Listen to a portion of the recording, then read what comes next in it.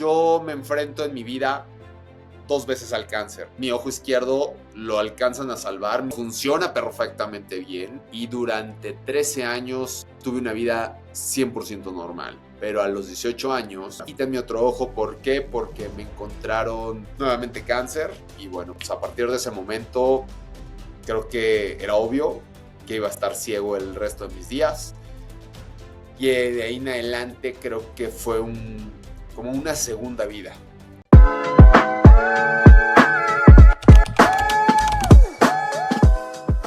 Hola amigos, ¿cómo están? Les habla Adolfo Segovia de Venciendo la Depre. En el día de hoy tengo un invitado muy especial, su nombre es Rafael Jaime, es conferencista y atleta y también tiene una historia de vida muy difícil. Ha sabido superar grandes retos y salir adelante. Antes de empezar con el podcast, quiero presentarme para los que no me conocen. Me llamo Adolfo Segovia, soy tabasqueño, sufrí depresión por más de 10 años y el motivo por el cual sufrí depresión es porque pues fui secuestrado a los 18 años por un cartel, el cartel de los Zetas en Tabasco. Después del secuestro fui asaltado, después del asalto mi familia fue amenazada, de forma que tuvimos que huir de México, huir de nuestro país y bueno, nos tuvimos que venir a Estados Unidos a empezar de cero y pues acá en Estados Unidos también me pasaron muchísimas cosas, abrir negocios, tener dinero, perderlo todo, empezar de cero. Pero bueno, eso me causó depresión y bueno, gracias a Dios, afortunadamente, después de muchos años de trabajo y esfuerzo, hoy he recuperado las ganas de vivir, las ganas de salir adelante.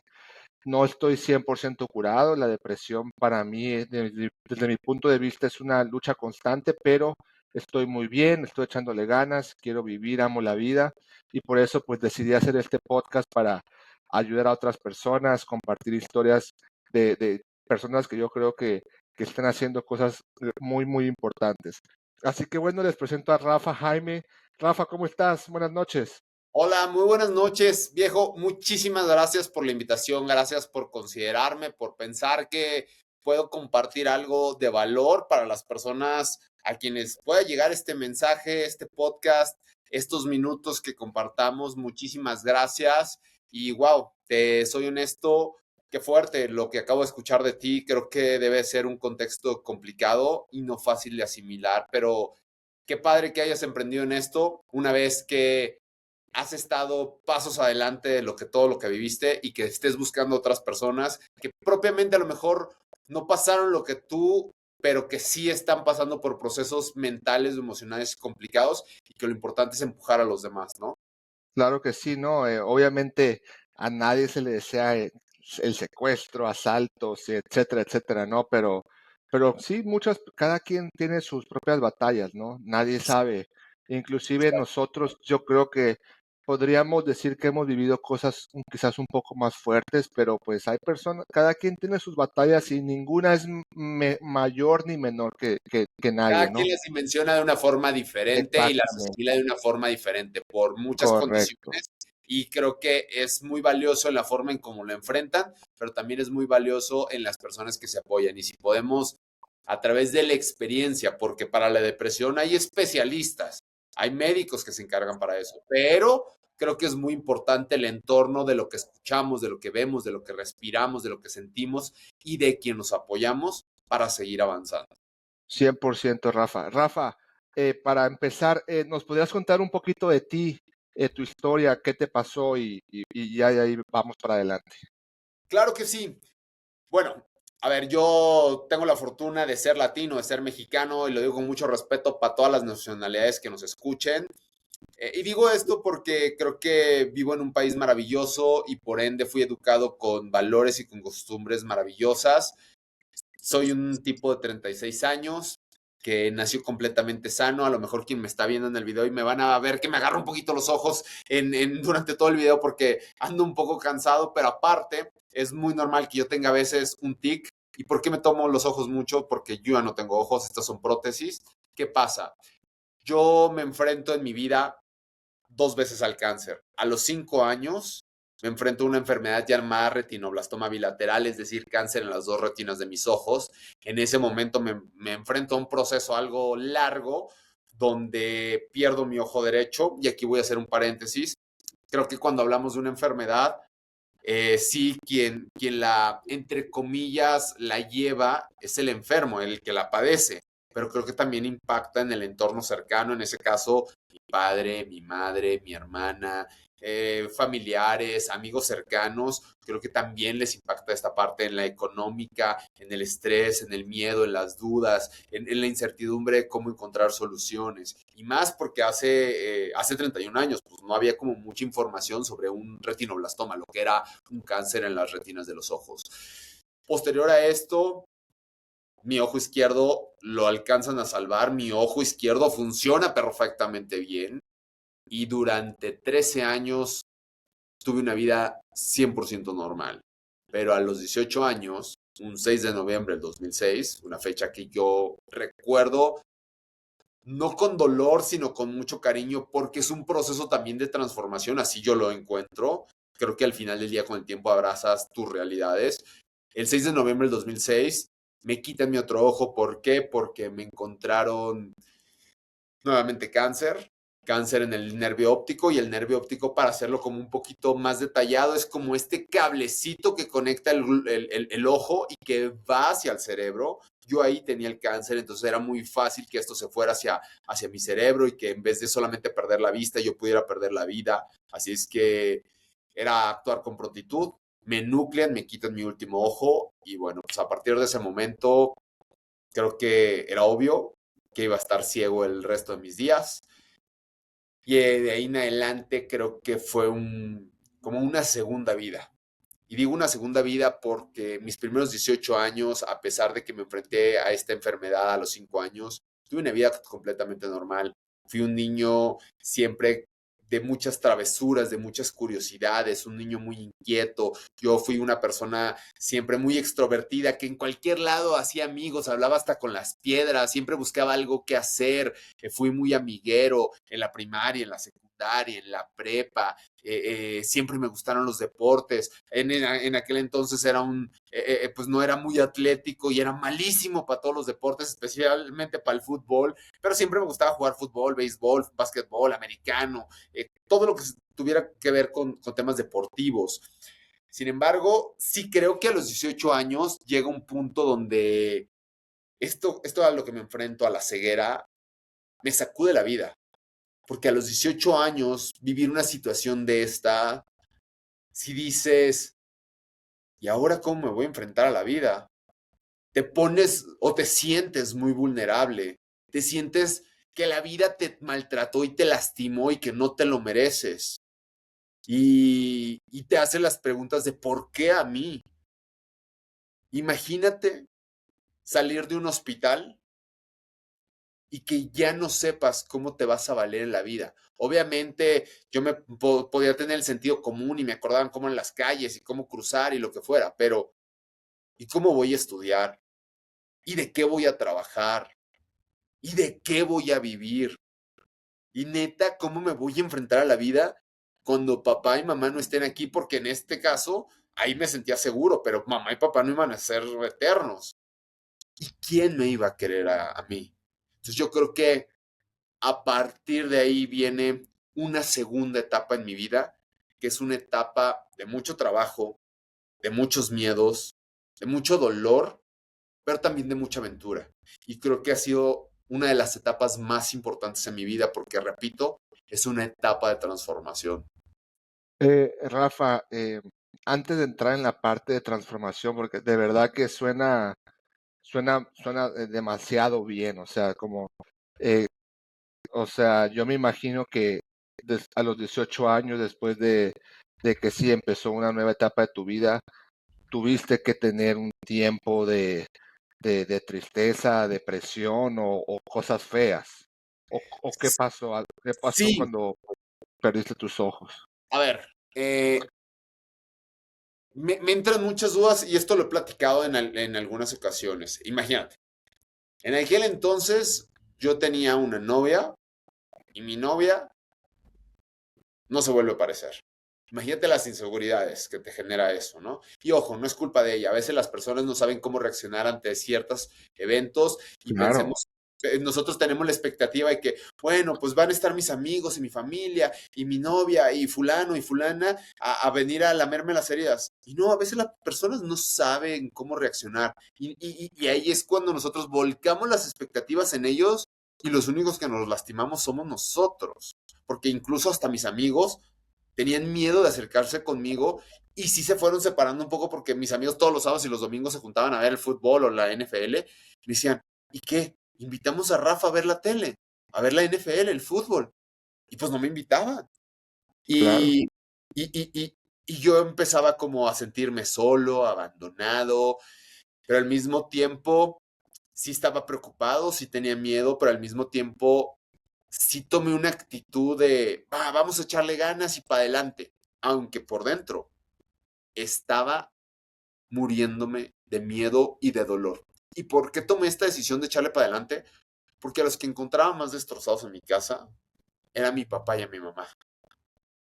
Y yo decía, Rafa, haz como si no pasara nada y como si fueras en trompa la vida y como si nada te asusta y sal y yo, repito, me estaba muriendo de miedo, pero lo hacía por mis padres, por mi padre, por mi madre, que ya habían sufrido mucho, que ya estaban muy preocupados, que todo era estrés.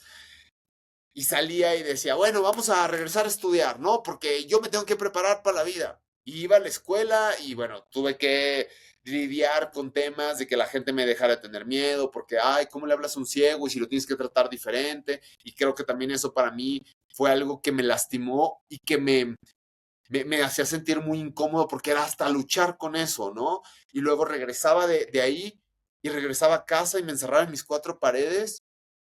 Sí, güey, si te estás dando cuenta que sales y le estás echando ganas a la vida, a la escuela, pero regresas y cuando regresas a tus cuatro paredes, vienes y lloras y estás aterrado de lo que es la vida, porque estás entre comillas viviendo un cuento de hadas, porque sigues con papá y mamá y porque te estás enfrentando, no quiero decir no a la vida real, pero no al proceso donde tienes que ser autosuficiente y donde te enfrentas a lo más crudo de la vida.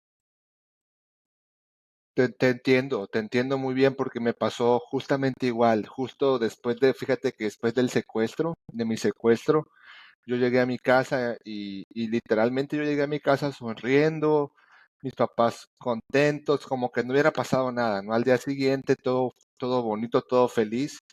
Sin embargo, fue un error porque pues me empecé a guardar las cosas, ¿no? Nunca busqué ayuda, yo en ese tiempo iba a la iglesia cristiana y yo estaba muy metido en la iglesia y yo decía, no, pues Dios me va a sanar, ya me sanó, pues ya me salvó la vida, ¿no? Pues Sí, ya no pasa nada, me tienes para adelante, como que no pasó nada.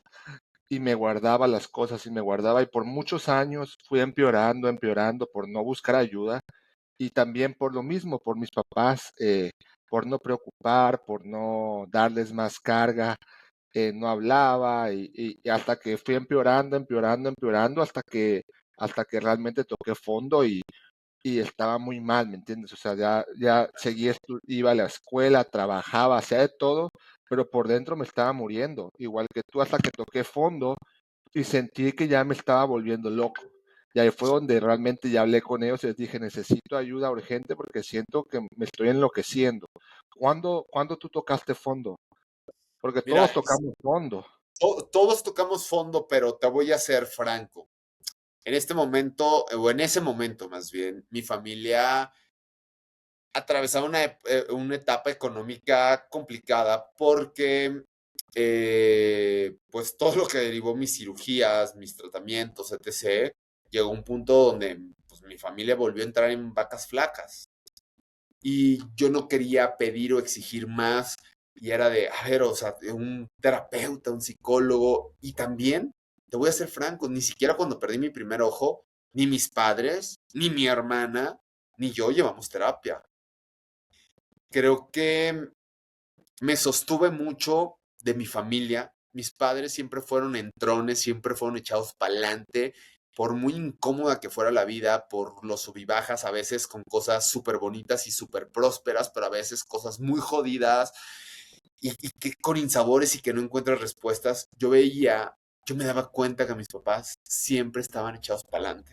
Entonces, yo creo que tuve un ejemplo y creo que eso me ha caracterizado mucho. Eso es un ADN familiar, que hemos tenido esta capacidad de ser resilientes, esta capacidad de reinventarnos, esta capacidad de ponerle el pecho y los dientes a la vida, pero que también llega un punto donde no se puede estar así siempre. Yo acabo de tocar fondo hace unos meses, imagínate, me quedé ciego hace casi 18 años, ahora el 6 de noviembre del 2006 voy a cumplir 18 años y acabo de tocar fondo hace unos meses. Pues mira, y te entiendo, porque a mí me pasó igual. No fue inmediato, yo fue años, fue allá, a mí me secuestraban a los 18 años, te digo, a los meses me Ya asaltaron tiene 35 35, somos más o menos y, contemporáneos, y, claro. y, y, y a los 18 años también. Huir de México, tener un negocio acá en Estados Unidos, el negocio prosperó, lo perdimos todo. Y lo mismo que tú, tengo unos papás maravillosos que siempre para adelante y siempre sí se puede, pero llegó el momento cuando me sentía muy mal que tanto que llegó el punto en el que en lugar de ayudarme me afectaron. Por ejemplo, cuando yo estaba ya, que ya de verdad me estaba volviendo loco, me metía a bañar y me perdía. Mi mente se perdía por una hora. Y voy y le digo a mi papá, papá, me siento muy mal, necesito buscar ayuda. Y me acuerdo que fui al doctor y me dijeron, no, tienes que ir a ver a un psiquiatra inmediatamente. Fui con mi papá y dije, papá, tengo que ir a ver a un psiquiatra. Mi papá me dijo, hijo, eso, tú no necesitas eso, tú eres fuerte. Pero en ese momento ya eso que me dijo me dio un coraje porque, o sea, ya estaba en el piso, ya no era de fuerte o no fuerte. Y siempre tener a veces esa actitud de soy fuerte, soy fuerte, soy fuerte, está padre, pero llega el momento en el que uno sí tiene que buscar ayuda. Sí. Entonces, acabas de tocar fondo, ¿qué te pasó? No, pero bueno, me voy a regresar. Para poder llegar al fondo tengo que dar varios pasos hacia atrás. Ok, Eh, Te digo que pues yo intentaba hacer mi vida normal, salir al mundo y toco fondo porque durante muchos años me tuve que dedicar a, a tratar de demostrar al mundo que era apto. A ver, y lo voy a poner desde mi arista como ciego porque yo lo que tenía o lo que acaba de adquirir era una discapacidad, ¿sí?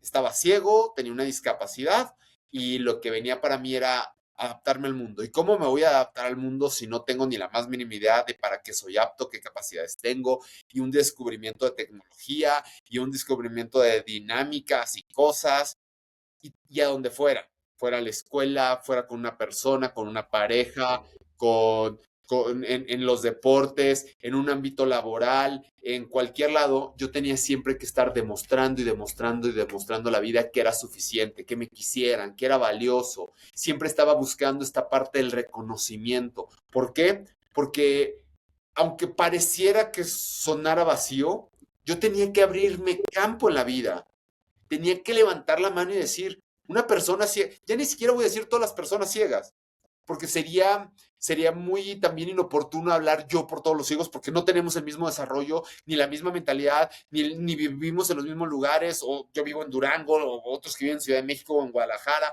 otros viven en la sierra, otros viven en un pueblo, otros viven en Dubái, no sé. Cada uno tiene una realidad diferente y su discapacidad de una manera diferente, hay generalidades, pero yo no podía decir por todos los ciegos, tenía que levantar la mano por mí. ¿Por qué, ¿Por qué elegir a Rafa como pareja? Si te puedes encontrar a cualquier otro cabrón que maneja y que puede pasar por ti. ¿Por qué elegir a otra persona candidateándote para un trabajo? Yo soy abogado. ¿Por qué al ciego? A lo mejor va a ser más lento, menos próspero lo que él te puede ofrecer laboralmente. Y estoy poniendo como este estigma que se tiene, ¿eh? Entonces, 100%, te entiendo muy bien. de ahí se derivaba todo y me cansé de mostrar y demostrar y demostrar. ¿Y qué pasa? Yo me refugio mucho en el deporte otra vez. Yo encuentro personas que me van jalando el deporte, me meto a hacer gimnasio, conozco ahí a un amigo en aquel entonces que me invitaba a boxear, a nadar, hacíamos muchísimas cosas deportivas. Después conozco quién es mi entrenador el día de hoy, Jesús El Pichu Rivera. Él me invita a correr largas distancias, me invita a hacer triatlones, me invita a hacer maratones. Y empiezo a hacer como muchas cosas que me van cambiando el chip. Y el deporte se vuelve mi terapia. Yo encuentro como un psicólogo dentro del deporte. ¿Y qué pasa con el deporte? Que yo encontraba endorfinas, dopamina o lo que tú quisieras, me construía más fuerte y no hablo de músculos, sino de mentalidad, de espíritu. Yo tenía una frase que decía, no busco ser ni el más rápido, ni el más fuerte, ni el más resistente. Lo que busco es crear un espíritu inquebrantable. Y el deporte me hacía, Rafa ya corre un maratón. Y cuando regresaba a la vida, al día a día, yo tenía más seguridad, si me cortaba la novia, decía, no manches, superé momentos bien difíciles, duros, donde estaba negociando con el dolor y lidiando y contra mis pensamientos y etc. Puedo gestionar una ruptura. Oye, pues ahora hice un triatlón, hice un Ironman. 14, 11, 13, 16 horas corriendo, nadando, en bici. Y gestionar esa parte, yo siempre lo trasladaba a mi día a día y me sostuve del deporte. El deporte fue esto que durante muchos años me ayudó. ¿no? Todavía es. Lo es, pero ya es insuficiente. Es a donde voy al punto de que toqué fondo. Ok. Era mi psicólogo, mi psicóloga el deporte, porque me ayudaba a canalizar y a gestionar estas emociones. Pero ¿qué pasa conforme vamos también creciendo muchas veces? Vamos adquiriendo nuevas responsabilidades, trabajos, movilidad, tiempo. En mi caso, que viajo constantemente para dar conferencias. Yo soy un cuentacuentos, yo cuento historias de todo lo que he visto, sentido, tocado, alcanzado, subiendo montañas por todo el mundo, corriendo carreras loquísimas, ultramanes, etc. Y yo me dedico a contar cuentos y los aterrizo en muchas analogías, en desarrollo humano y trabajo en equipo, liderazgo, comunicación asertiva, etc. Pero hay un momento donde todo el entorno te abruma. Y creo que también las redes sociales te llevan un poco en eso, porque es mi forma de comunicar. Y Fíjate que esto es eh, bien importante. Espérame, esto es bien importante. Ahora que todas las personas estamos expuestos en redes sociales, y digo estamos expuestos porque comunicamos ahí, y a veces distorsionamos la realidad con las redes sociales. Y la gente piensa que siempre estoy súper positivo, que siempre le estoy poniendo una sonrisa a la vida, que siempre me levanto de donde estoy y le doy para adelante. Y para mí eso fue insostenible. El deporte ya no me ayudaba a canalizar estrés, cansancio, dudas, miedos, porque siempre había un reto nuevo que enfrentar, tanto personal como de un contexto de ceguera. Y dije, ya no puedo, estoy cansado, me siento triste. Creo que también se embaló un poco con que en 2021 murió mi madre y mi madre fue, es y será algo muy importante en mi vida y perderla fue muy doloroso y me sacudió el mundo y con todo esto que se me venía juntando, pasé momentos no de depresión, porque sería inoportuno decir que tuve depresión, pero sí de mucha tristeza. Yo me levantaba y había días que decía, no quiero vivir. Y ojo, no estoy hablando de tomar una decisión donde me quitaría la vida, no, no, no. Pero decía, no quiero hacer nada, no me mueve nada, ninguna emoción me alienta. Si la vida, Dios o en lo que cada quien quiera creer, me dijera, Rafa, hoy es tu último día y mañana te llevo conmigo, agradecido. Si mañana no despierto, increíble. Yo ya no quería vivir. Ni el deporte que me hacía tan feliz, ni mi padre, ni mi hermana, que eran motores para mí, ya no eran suficientes. Y ahí es cuando, a pesar de que me levantaba todos los días y hacía lo que tenía que hacer y me enfrentaba a mis responsabilidades y todo, yo dije, yo no puedo solo. Ya no puedo solo y el deporte ya no es la herramienta suficiente. Creo que está muy padre que nos sostengamos de herramientas que nos disipen la cabeza y las emociones negativas, pero también creo que si tienen la posibilidad de ir a una terapia, y que hoy en día tengo la posibilidad de ir a una terapia, ese acompañamiento es sumamente importante, porque hay respuestas que yo ya no tengo o hay caminos que yo ya no sé cómo caminarlos. y que alguien te oriente o te ayude a canalizar eso que estás viviendo es muy importante. Y hace unos pocos meses, por primera vez fui a terapia. Ahora me doy cuenta que sentirme vulnerable y expresar esas emociones también de cansancio, de tristeza, de debilidad, tampoco es malo. Que no podemos ir por la vida cumpliendo las expectativas de los demás porque nunca va a ser suficiente. Bueno, Rafa, quiero decirte que eh, justamente llevo un mes por primera vez en mi vida que estoy haciendo terapia. O sea que estamos Estamos bastante, en la misma línea de esta- tiempo, ¿verdad? estamos más o menos en la misma línea.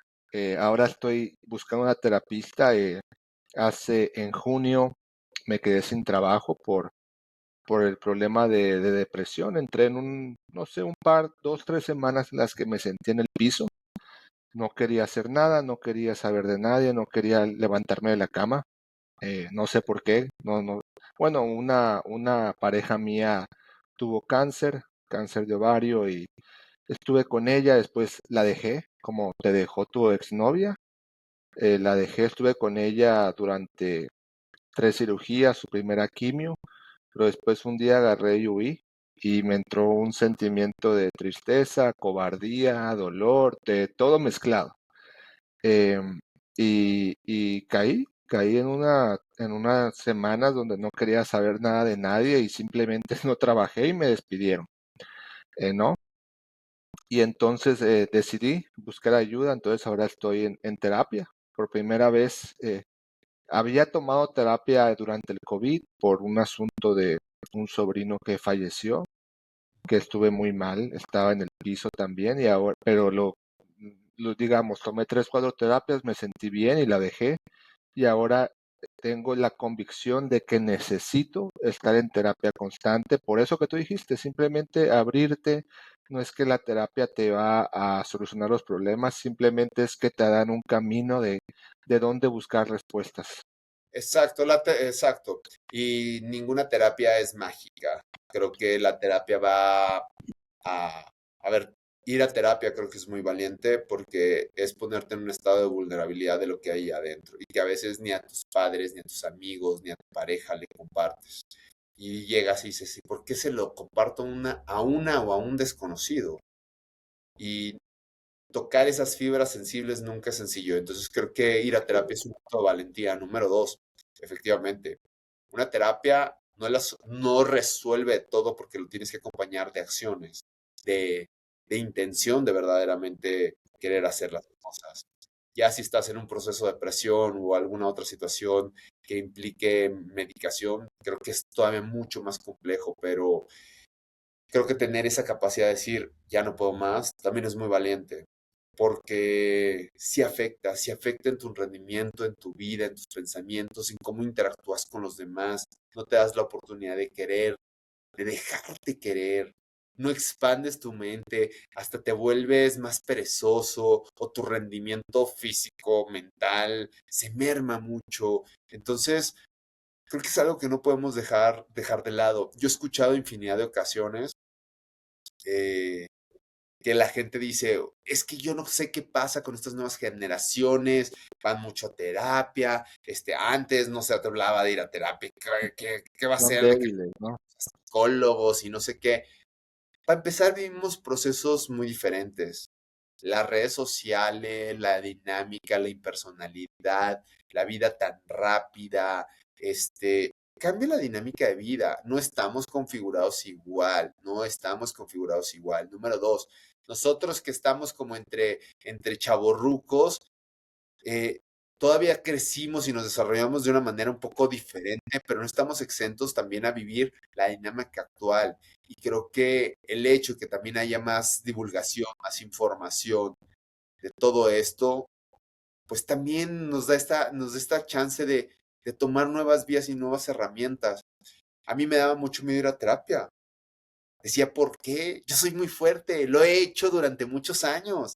Y yo decía, perdón por la expresión, pero a mí la ceguera me la ha pelado y el cáncer me la ha pelado y el mundo y la vida y la sociedad me la ha pelado. Aquí lo he demostrado con actos. Y sí, de cierta manera me la ha pelado, pero con muchas heridas por dentro.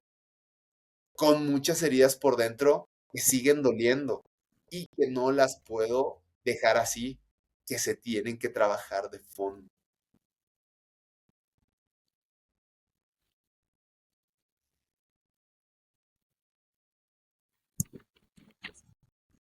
No, se me apagó la luz. Rafa, te entiendo totalmente.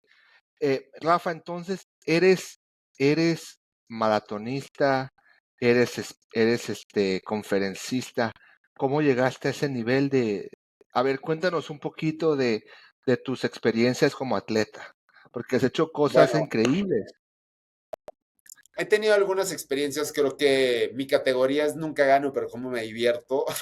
Siempre, siempre el mundo del deporte, como lo dije en un inicio, siempre me gustó mucho y ahí yo encontré un confort, ahí conocí nuevas personas, personas que son grandes amigos el día de hoy, pero todo fue con afán de salir, con afán de expandir la mente y las oportunidades. Efectivamente, empecé corriendo carreras de 5, 10, 21 kilómetros. Después hice mi primer maratón en 2012.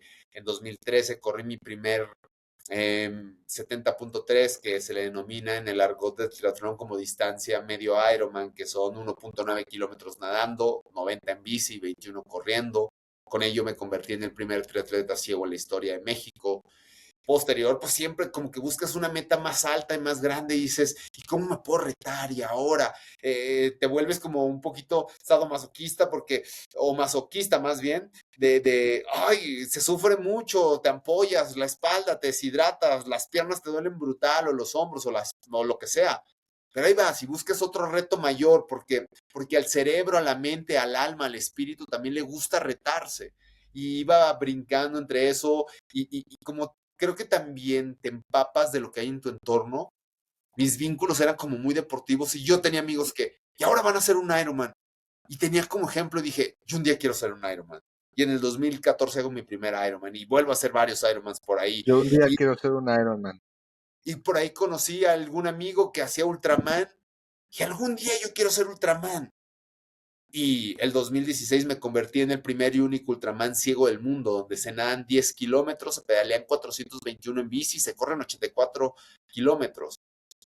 Y así, creo que las personas de las que te rodean de cierta manera sí impactan para bien o para mal.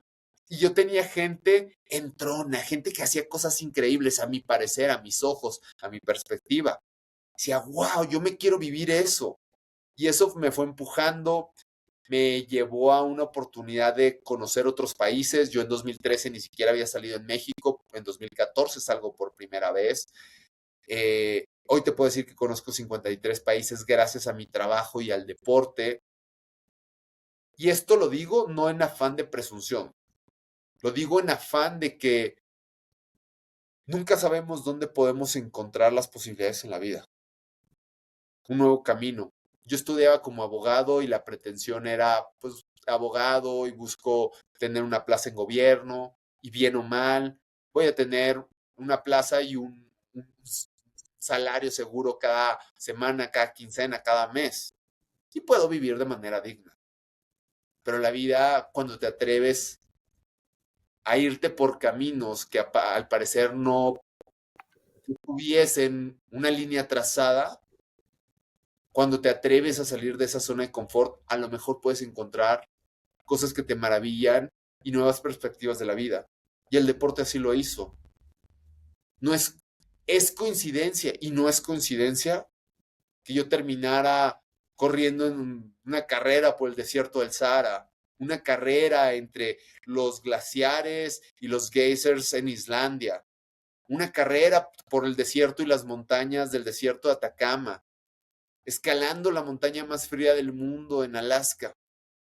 No es coincidencia porque me gustaba el reto y la experiencia y siempre me pedía más. Pero era coincidencia porque jamás lo pronostiqué en mi proyecto de vida. Y eso, Increíble.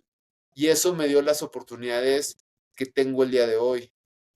El construir un proyecto de vida. El año pasado tuve la oportunidad de escalar la montaña más alta del mundo, que fue el Everest, 8.848 metros de altura. el 23 de mayo del 2023, y ahí te va.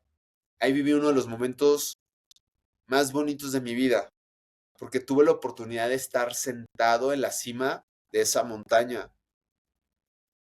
y acordarme de una escena que tuve el 6 de noviembre del 2006, que cuando salí de mi cirugía, cuando llegué al departamento después de la cirugía y que ya estaba ciego y que ya no tenía ninguno de mis ojos, cuando mi madre se fue a dormir, me senté en la esquina de la cama y estaba llorando y estaba aterrado, decir, ¿qué va a ser de mí?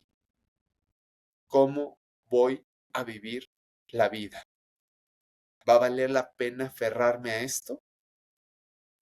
Y 17 años después, estaba sentado en la misma posición, pero en lo más alto del mundo, en la cima del Everest. Increíble. Eres eres un ejemplo a seguir en todo, la verdad, en todo. Me parece que en todo. Espero que toda la gente que vea este podcast de verdad se anime y se active y se le cambie el chip y independientemente del sufrimiento que tengan, de la edad, del padecimiento, del problema, tomen la decisión de atreverse a hacer cosas grandes. Y que se sostengan, te voy a decir, creo yo muy importante, porque esto no lo he hecho solo, que se sostengan de todo lo que hay a su alrededor. No que se lo dejen en manos de quien está a su alrededor, no, que se sostengan de quien está a su alrededor. De papá, de mamá, de un abuelo, de una abuela, un tío, tu pareja, amigos, tus hijos, quienes estén ahí. Sostente de ellos, apóyate en ellos, pero que ellos no tomen las decisiones, te competen a ti. Apóyate del amor, de las oportunidades, de las muchas o pocas herramientas que tengas. Inténtalo al menos una vez. Inténtalo porque vale la pena. ¿Y por qué digo apóyate en las personas que te rodean, pero no ellos no toman las decisiones? Y lo voy a decir y lo digo desde la mejor manera y desde el mejor lado. Siempre las personas me dicen, wow, es que has hecho lo que has hecho gracias a tu papá y a tu mamá. Sí, no, porque ellos han estado ahí apoyando. Pero si lo hago la analogía o lo traslado, ellos no subieron al Everest. Ellos no se prepararon para el Everest. Ellos no tomaron el riesgo. Ellos no Y cruzaban las probablemente, grietas ni se enfrentaban a la zona de la muerte. probablemente Siempre. en la mente de tus papás, ellos hubieran querido quizás tenerte en la casa, ¿no?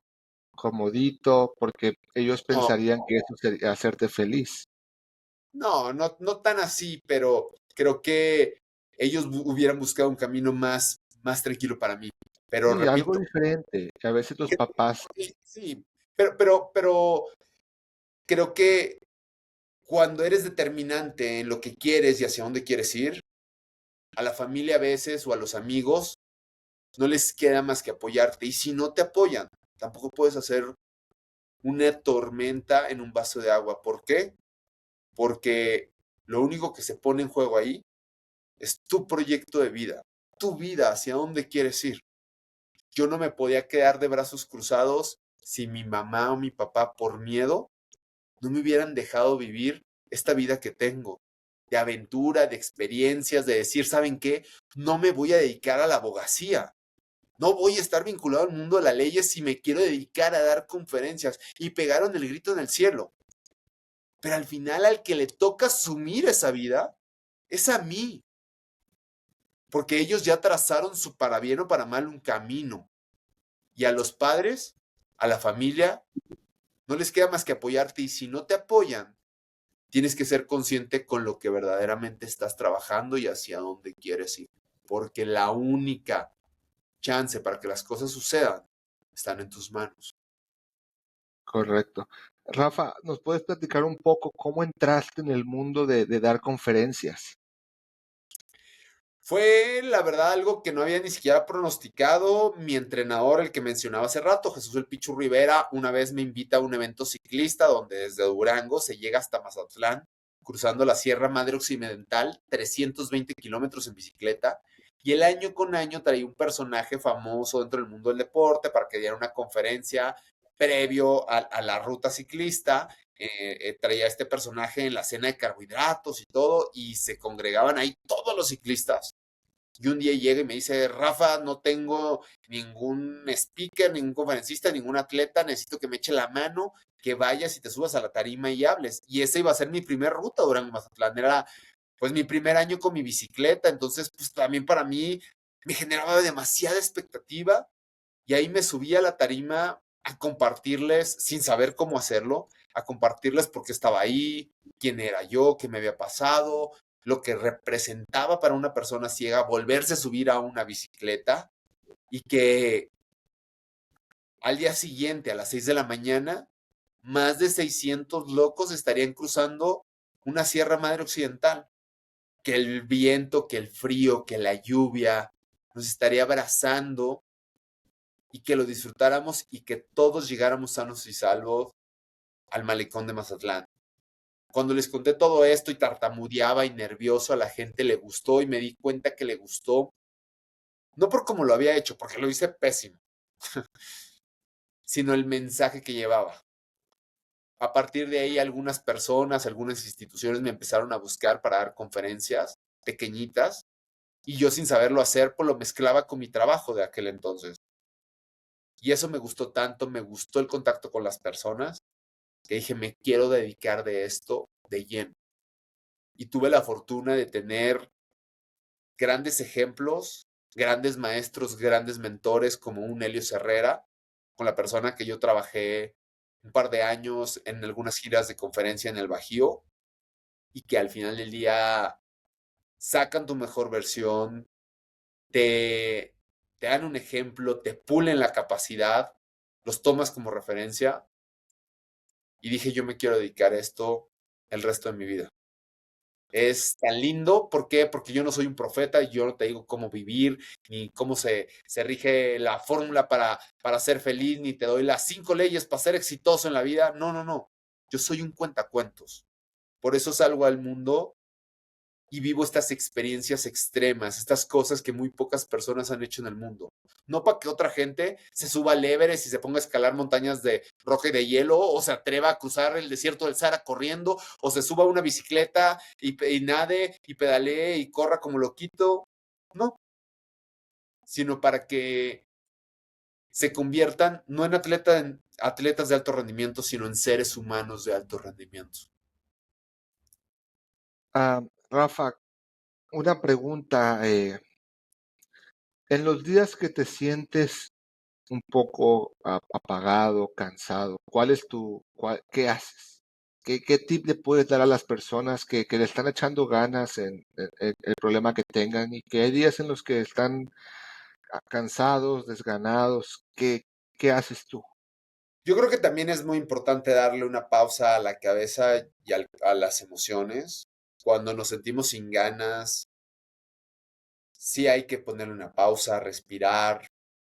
Creo que no hay una fórmula secreta para todos, pero a algunos nos funciona. A mí me gusta aislarme, no tener contacto con otras personas, no hablar, estar como en mi entorno, en mi casa, cocinar, dormirme, escuchar música, hacer ejercicio y listo.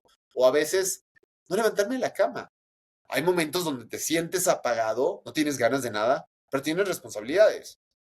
Y creo que tampoco podemos tirar todo por la borda y decir, no, pues como me siento sin ganas y sin fuerza, tiro todo por la borda. No, primero hagamos lo que tengamos que hacer y después encontramos un sitio donde encontremos nuestra zona de confort. Apóyate en que si solo o sola no la armas, apóyate en esas personas que confías y amas. A veces una palabra de aliento o a veces un abrazo sin palabras es suficiente. A veces darnos la oportunidad de dialogar con nosotros mismos es muy importante y es muy sanador porque nos abrumamos y nos queremos mantener súper ocupados o en redes sociales o siempre con alguien para no tener este diálogo interno y para saber qué es lo que nos está quejando y lo que nos está doliendo, para identificar por qué estamos así. Y creo que también es muy importante aprender a sentir lo que nos duele lo que nos pesa y lo que nos genera incomodidad. Rafa, para ir terminando, a estas personas que tienen pensamientos de suicidio o que se quieren suicidar, que están pensando en este momento en suicidarse, qué les podrías decir tú? Es un tema muy complicado y no quisiera decir algo inoportuno, pero les prometo que hay muchos motivos por qué vivir la vida. Yo no les quiero pintar un mundo de color de rosa. Así como existe la luz, existe la oscuridad. Así como existe lo dulce, existe lo agrio. Y sí, hay momentos en la vida muy dolorosos, y que no les encontramos respuestas y que nos pasan cosas que no entendemos por qué a nosotros y que no nos las merecemos. O cuando alguien parte que amábamos mucho y nos sentimos desolados y no le encontramos un sentido más para estar aquí. Les prometo que hay muchas razones para seguir aquí. Hay muchas personas que nos aman y no nos damos cuenta. Y no necesitamos 100 personas, 50 personas que nos hagan sentir valiosos. Una persona en la vida es suficiente para seguir caminando. Una razón es mucho más grande para seguir en vida que para apartarse. Porque les prometo que no todo es obscuridad. Les prometo que no todo es dolor. Rafa, ¿algún libro que hayas leído que realmente que podrías recomendar, te haya tocado? Te voy a decir uno de mis libros favoritos y es un libro chiquito, básico. Se llama Juan Salvador Gaviota. Juan Salvador Gaviota es un libro chiquito que te lo devoras en una noche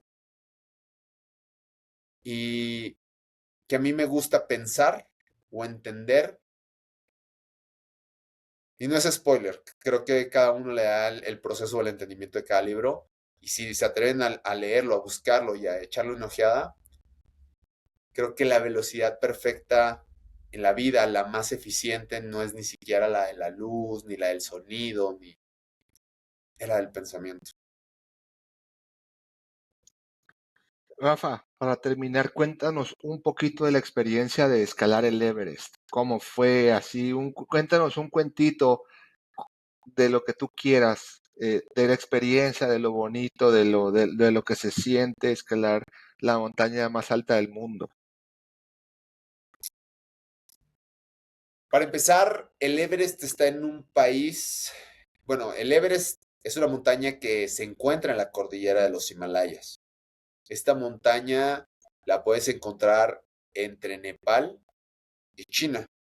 Como sabemos, es una montaña que rebasa los 8.000 metros de altura, para ser muy preciso, los 8.848 metros de altura. Y para enfilarte a esta expedición, tú tienes que ir a este país que ya mencioné, tienes que aterrizar en Katmandú, un lugar desde que pones el primer pie es mágico. Escuchas el ruido, la música, las conversaciones, los carros, las motos, y es algo atípico a lo que solemos vivir en Occidente. Pero te envuelves en eso tan diferente.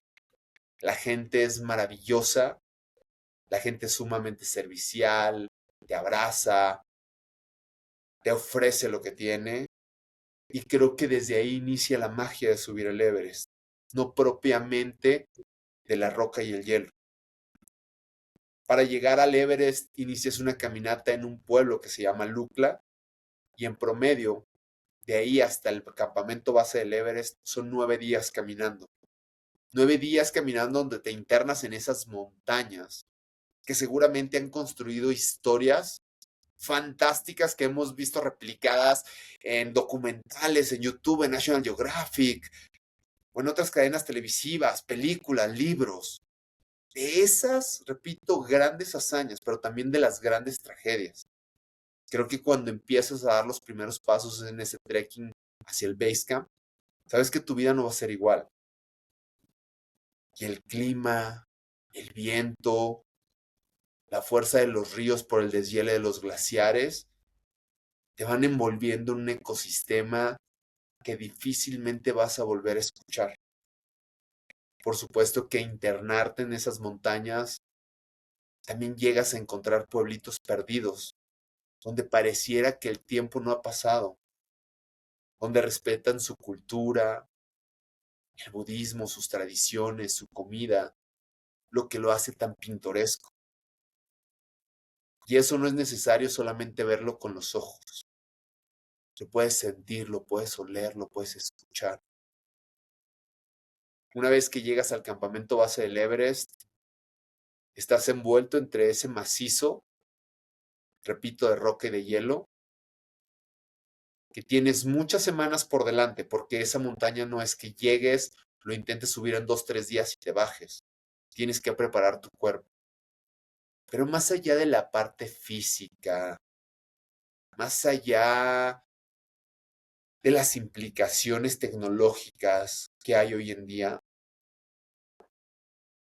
es impresionante sentirte tan diminuto y tan vulnerable en la naturaleza, que las avalanchas, que las tormentas, que los vientos pueden acabar contigo en un segundo. Así es que tú no vas a conquistar la montaña, vas a enfrentarte a ti, vas a conquistarte a ti. Vas a manejar tus miedos, tu valentía, tu fuerza, tu concentración, tu paciencia, tu amor. Estar ahí para mí era que todo el tiempo me volara la cabeza, porque jamás me lo imaginé. Como lo dije en un inicio, jamás lo presupuesté en mi vida. Y tener esa oportunidad de que mis pasos se estuvieran dibujando en el hielo y en la nieve, Ya. en entender que esos pasos no solamente eran míos, sino eran la historia de todas las personas que me acompañaban en el camino. Temperaturas de -30, -40, -45 grados centígrados. Te calaba hasta los huesos.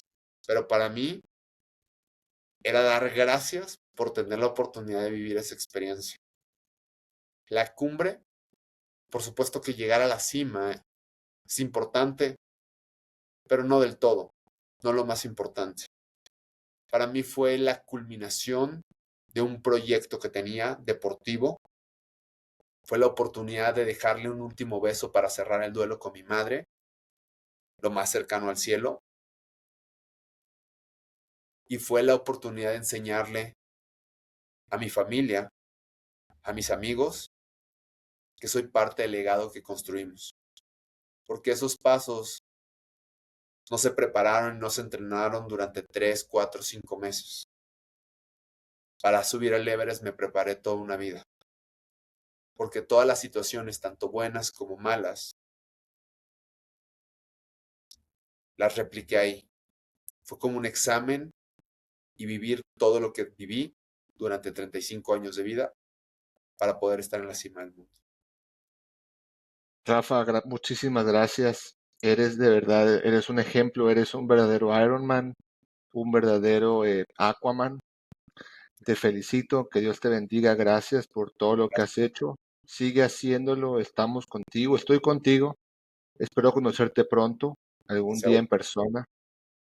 Y bueno, tengo que cerrar porque justo me están tocando la puerta. Pero bueno, muchísimas gracias, Rafa, por esta noche. ¿Quieres decir algo para despedirte? No, al contrario, gracias a ti. Pues nada, es solamente invitar a las personas si me quieren seguir en mis redes sociales, @RafaJaimeMX, ahí comparto fragmentos de conferencias, los lugares a donde vamos, un poquito de reflexiones, también lo que percibo, conozco y aprendo de otras personas. Así es que pues aquí tienen un amigo más y muchas gracias por el espacio, por invitarme y listo. Bueno, muchas gracias a todos por ver este capítulo del podcast Venciendo la Depre. Por favor, sigan a Rafa, sigan este podcast, compártanlo, que le llegue a más personas para poder ayudar a lo más posible. Y bueno, muchísimas gracias a todos. Que tengan un excelente día. Bye bye, los queremos.